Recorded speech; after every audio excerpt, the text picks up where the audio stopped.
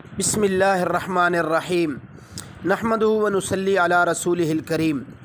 میرے محترم سامعین، آج میں آپ کی خدمت میں سترہ کا ذکر کروں گا کہ شریعت میں سترہ کسے کہتے ہیں۔ میرے محترم سامعین، ذرا توجہ سے سماعت فرمائیے۔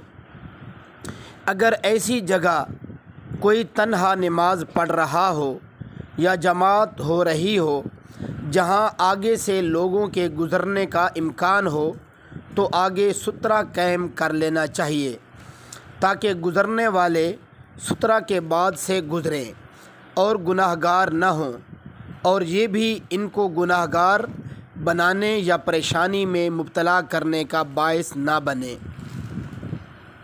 سترہ کا مطلب کوئی ایسی چیز رکھ لے جو کم از کم ایک ہاتھ لمبی اور انگلی کے برابر موٹی ہو۔ حضرت طلحہ بن عبید اللہ رضی اللہ تعالیٰ عنہ سے روایت ہے کہ رسول اللہ صلی اللہ علیہ وآلہ وسلم نے پاک ارشاد فرمایا، جب تم میں سے کوئی اپنے سامنے کجاوا کے آخری حصہ کے برابر کوئی چیز رکھ لے تو نماز پڑھے اور اس کے آگے سے گزرنے والوں کی پرواہ نہ کرے۔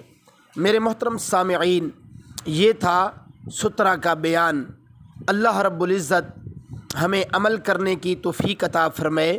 اور میرے محترم سامعین، مزید ایسے مستند دینی مسائل جاننے کے لیے میرے اسلامی چینل ذوق اسلام کو ضرور سبسکرائب فرما لیجیے۔